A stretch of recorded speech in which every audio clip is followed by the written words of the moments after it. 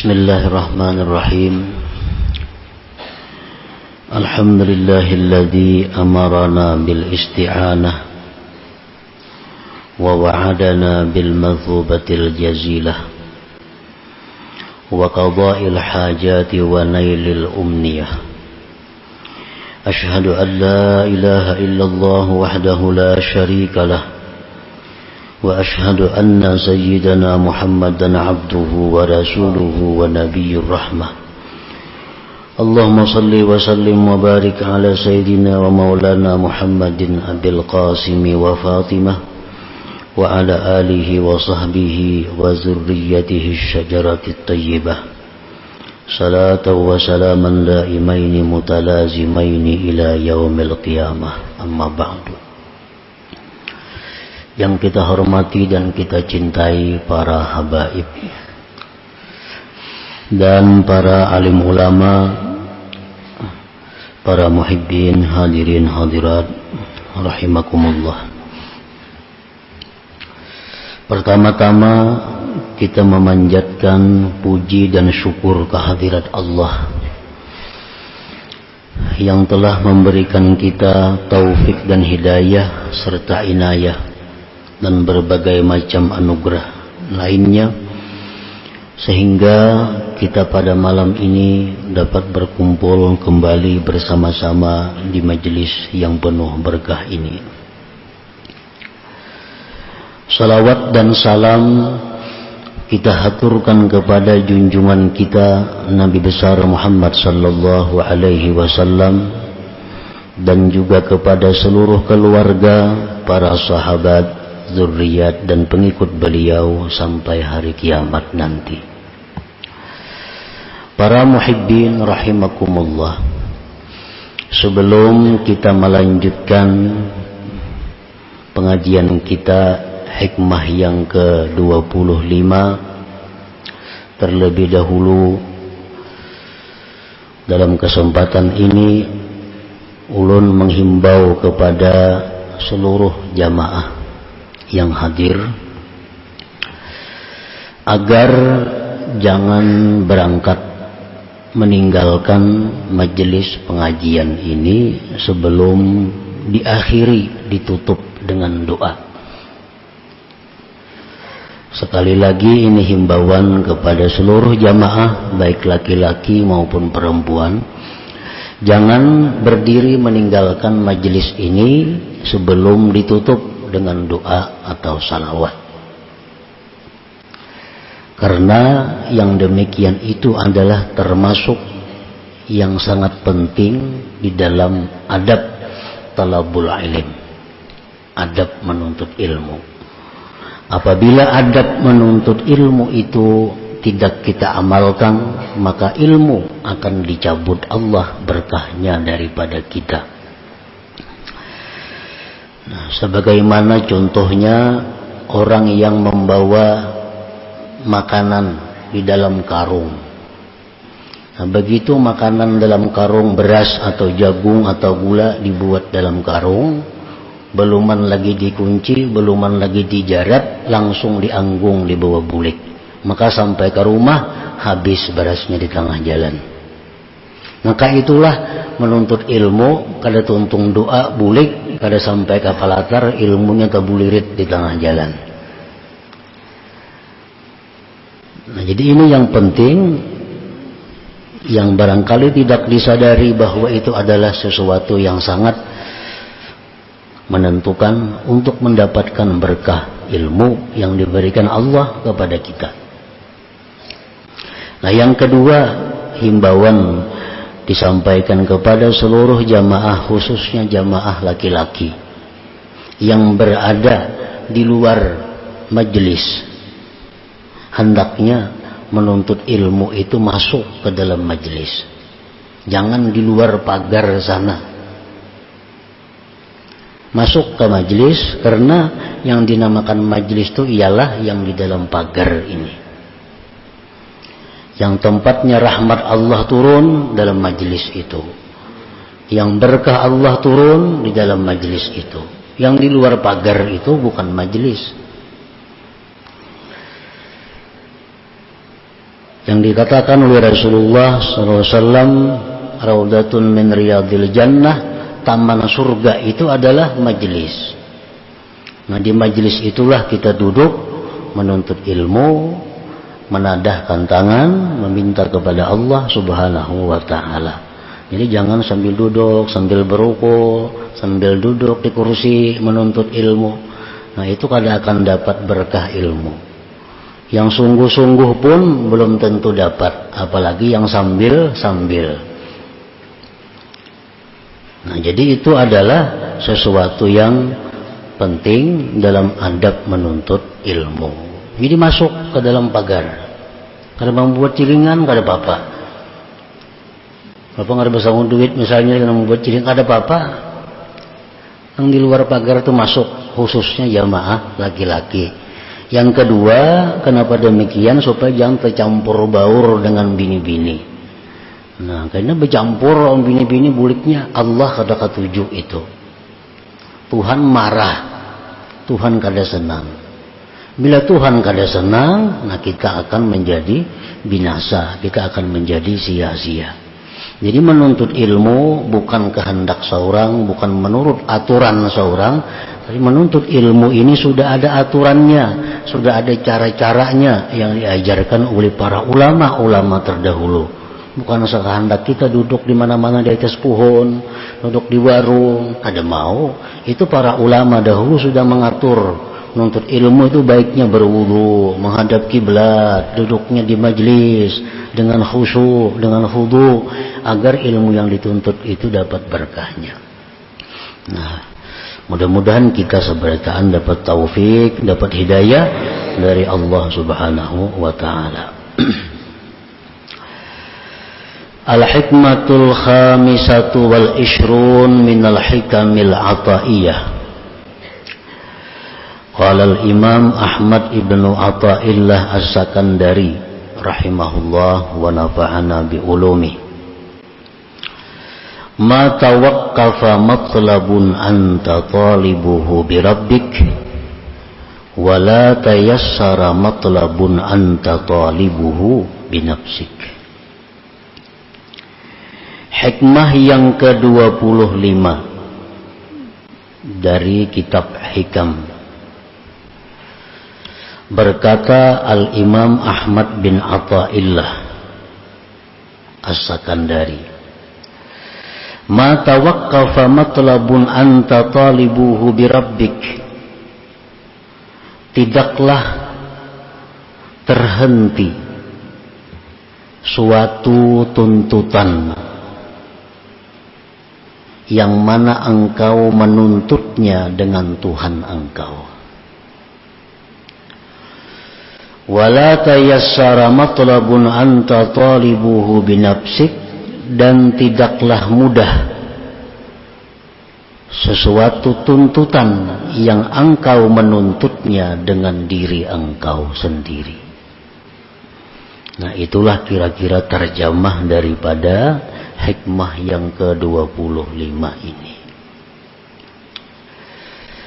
Maksudnya adalah mahtabasat hajatun idza talabtaha billahi ta'ala wala sahulat hajatun idza talabtaha binafsik. Tidaklah tertahan suatu hajat, tidaklah kandas satu hajat kita apabila kita menuntut hajat itu dengan Allah Ta'ala. Dan tidaklah mudah satu hajat. Artinya hajat kita terhenti, kada terkabulkan, atau sulit terwujud. Idza talabtaha binafsik, apabila engkau menuntut itu hajat dengan diri engkau sendiri. Nah, para muhibbin rahimakumullah, idza aradat laka hajatun min hawaijid dunya wal akhirah wa aratta an tuqda sari'an hayyina fatlubha bisti'anatillahi subhanahu.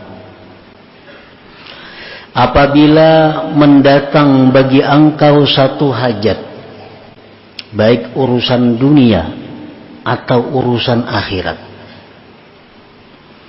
kita hendak menuntut ilmu, jadi orang yang berilmu, itu hajat.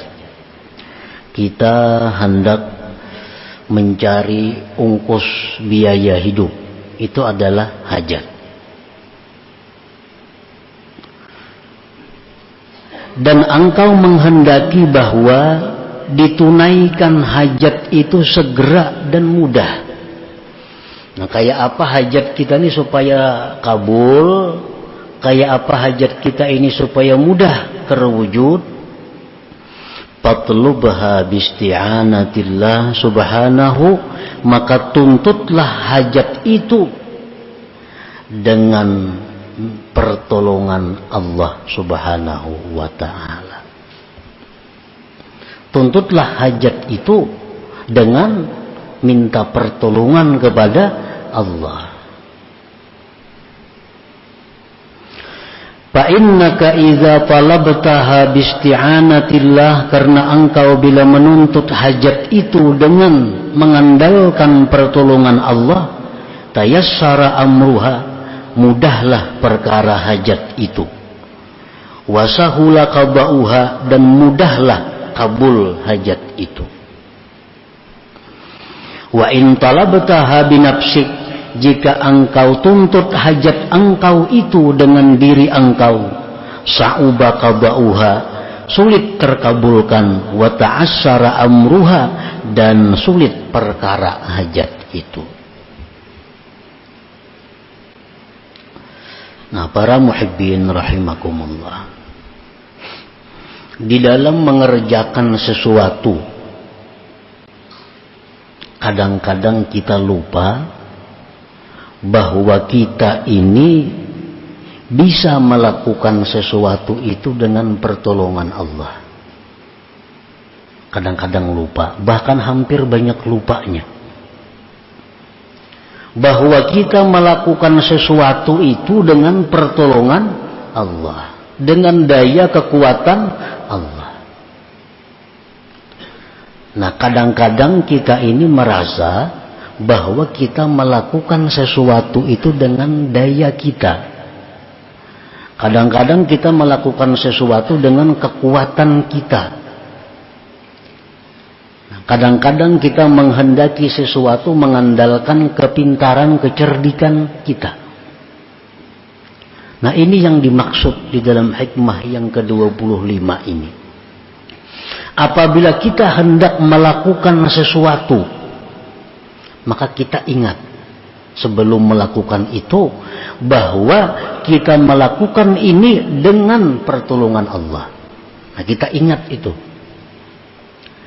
Kalau kita ingin menghendaki sesuatu, kita ingat bahwa kita menghendaki sesuatu itu dengan pertolongan Allah. Dengan pertolongan Allah. Kalau kita minta sesuatu hajat kepada Allah, kita mintalah kepada Allah dengan pertolongan Allah. Karena kita sudah yakin, sudah tahu bahwa kita ini tidak ada daya dan upaya kecuali dengan Allah. La haula wala quwata illa billah. Tidak ada daya upaya kecuali dengan Allah. Nah, kadang-kadang kita dengan Allahnya ini lupa. Sehingga urusan kita jadi susah. Sehingga urusan kita jadi sulit. Sehingga doa-doa hajat kita kada terkabul. Padahal andai kata kita minta kepada Allah dengan pertolongan Allah, maka itu akan menjadi mudah. Nah, para muhibbin rahimakumullah, kalau kita hendak mengulah atau membuat satu program, satu rencana, ulah rencana. Tapi di waktu kita memulai membuat rencana itu, kita ingat bahwa kita membuat rencana ini dengan pertolongan Allah, maka rencana itu akan mudah dan terwujud.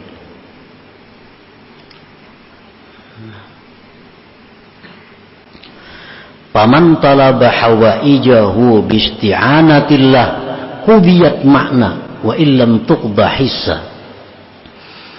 Barang siapa yang meminta hajat dengan pertolongan Allah, hajatnya itu ditunaikan, diluluskan pada hakikatnya, sekalipun tidak ditunaikan pada kenyataannya. Kalau kita tuh minta hajat kepada Allah dengan pertolongan Allah, dengan pertolongan Allah kita minta kepada Allah, maka itu langsung ditunaikan Allah pada hakikatnya. Nah, pada hakikatnya.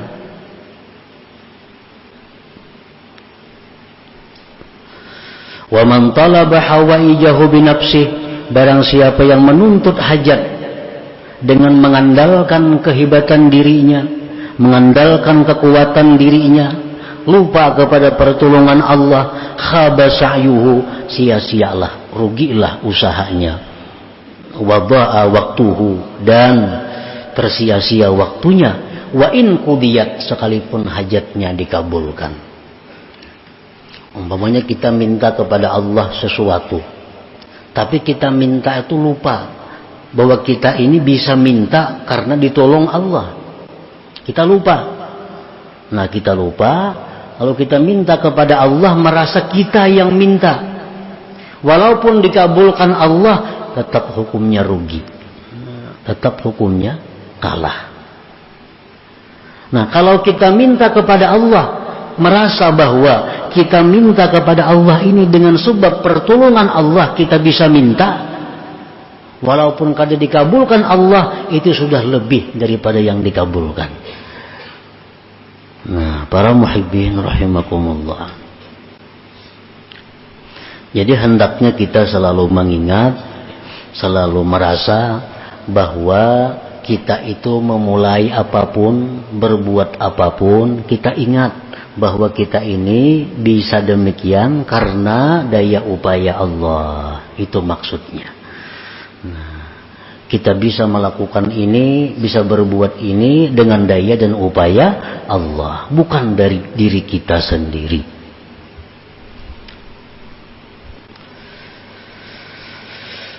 Rasulullah sallallahu alaihi wasallam bersabda, la yuraddu du'aun awwaluhu bismillahirrahmanirrahim.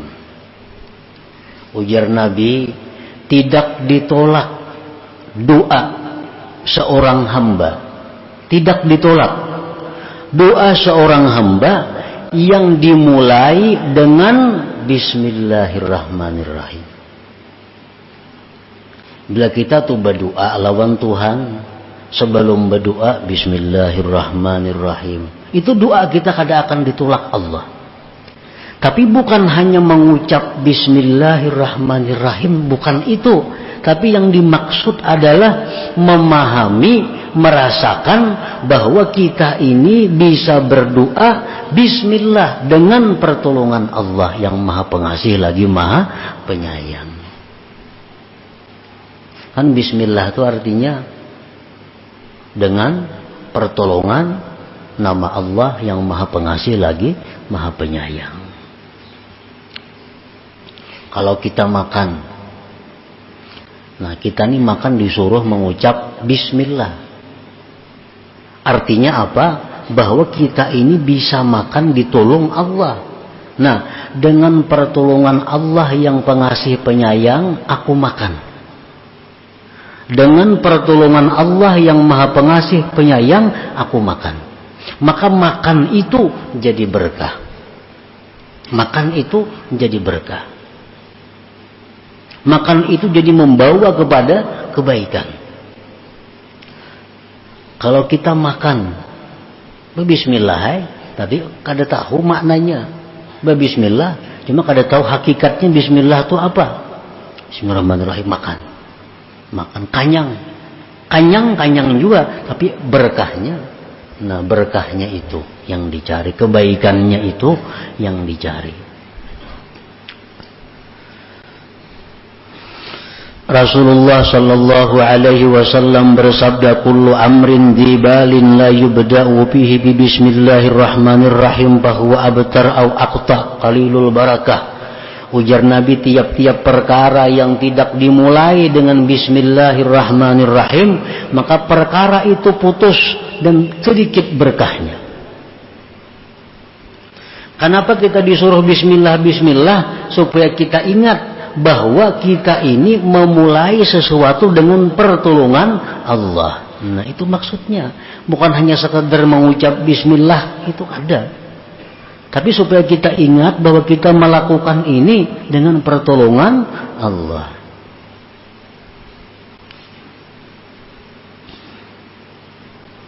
Nah, setiap sesuatu pekerjaan yang kita kerjakan dengan pertolongan Allah, itu akan selesai, sempurna, sukses, beruntung. Setiap pekerjaan yang kita mulai dengan merasakan bahwa aku melakukan ini dengan pertolongan Allah, maka pekerjaan itu akan membawa kebaikan. Inna Nuhan alaihi salam lamma rakibas safinah qala bismillah majraha wa mursaha. Nabi Nuh alaihi salam pada waktu banjir yang besar, Nabi Nuh naik kapal. Nah, beliau naik kapal mengatakan bismillah. Nah, dengan pertolongan Allah aku naik kapal, ujar Nabi Nuh. Maka Nabi Nuh selamat dan sukses, sempurna perjalanannya. Nabi Nuh. Nabi Sulaiman alaihissalam begitu ingin menaklukkan kerajaan Balkis yang sangat kuat,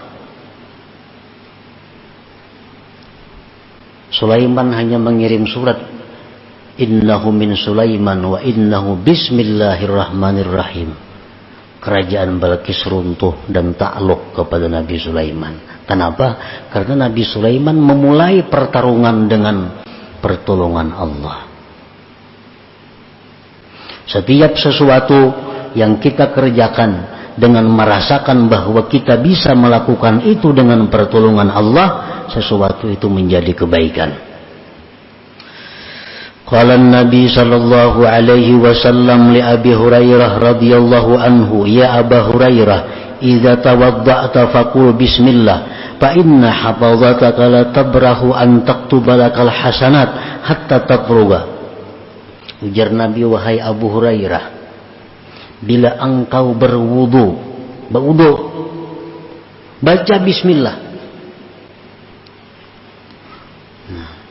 Baca bismillah, maka bahwa malaikat hafazah engkau senantiasa menulis kebajikan untuk engkau sampai engkau selesai berwudu. Nah, bismillah nang macam apa yang dimaksud ini? Bismillah yang dirasakan bahwa kita bisa berwudu itu dengan pertolongan Allah.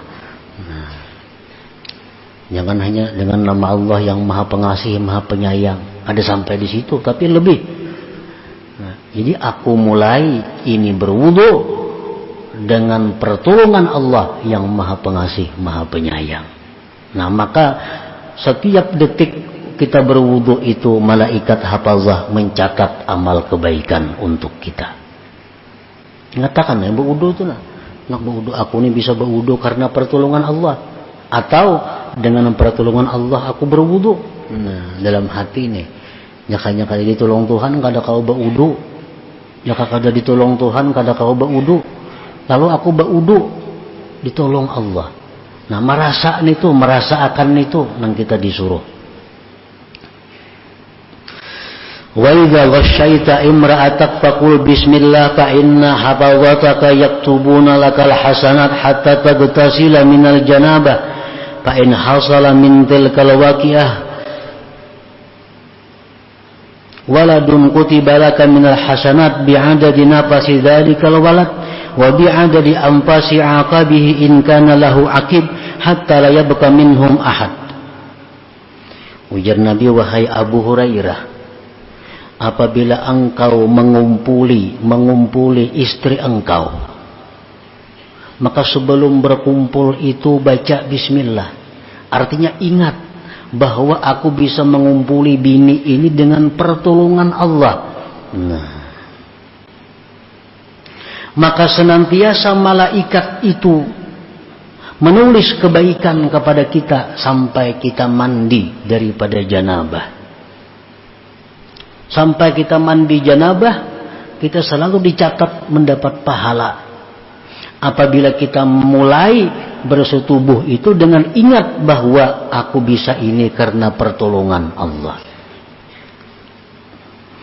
Dan apabila terjadi daripada itu persetubuhan anak, bersetubuh tadi, jadi anak, ditulis bagi engkau kebaikan sebilangan napas itu anak. Dan sebilangan napas-napas keturunannya sampai hari kiamat. Nah, ini kalau orang yang mensetubuhi istrinya, ingat bahwa inya itu bisa bersetubuh itu dengan pertolongan Allah Ta'ala. Bismillah tadi. Ya Aba Hurairah, idza rakibta dabbatan faqul bismillah walhamdulillah yuktabu lakal hasanat bi'adadi kulli khatwah. Wahai Abu Hurairah, bila engkau naik tunggangan kendaraan, maka bacalah bismillah walhamdulillah. Aku naik kendaraan ini bisa naik dengan pertolongan Allah. Maka ditulis bagi engkau kebaikan sebilangan langkahnya itu binatang. Nah, berapa langkahnya berjalan menunggak kita tunggangan itu, sekian itu kita dapat pahala dari Allah. Wa idza rakibta safinah faqul bismillah walhamdulillah yuktabu lakal hasanat hatta takhruja minha. Bila mana engkau masuk satu kendaraan, naik kapal, mobil, pesawat, baca bismillah walhamdulillah. Artinya ingatakan, baca bismillah, tapi ingatakan dalam hati bahwa aku ini bisa naik ini dengan pertolongan Allah. Maka ditulis bagi engkau kebaikan sampai engkau keluar daripada kendaraan itu. Nah, makanya tadi setiap amal, setiap tuntutan, setiap pekerjaan yang dimulai dengan minta tolong kepada Allah, yang dimulai dengan perasaan dapat pertolongan Allah, itu pekerjaan akan mudah. Pekerjaan akan membawa kebaikan, pekerjaan membawa kesempurnaan. Pekerjaan yang tidak dirasakan mendapat pertolongan Allah, hanya mengandalkan diri sendiri, itu akan susah dan kada akan dapat kebaikan seperti pahala-pahala tadi. Nah, para muhibbin rahimakumullah. Nah, jadi sekian banyak hadis Nabi yang mengatakan mulailah dengan bismillah, mulailah dengan bismillah, mulai dengan bismillah. Itu artinya apa? Supaya kita ingat bahwa kita itu melakukan sesuatu dengan nama Allah. Artinya kita bisa melakukan dengan daya upaya Allah, dengan pertolongan Allah. Bila kita mampu demikian, maka apa yang kita cita-citakan, apa yang kita kerjakan akan sempurna, akan mendapat kebaikan.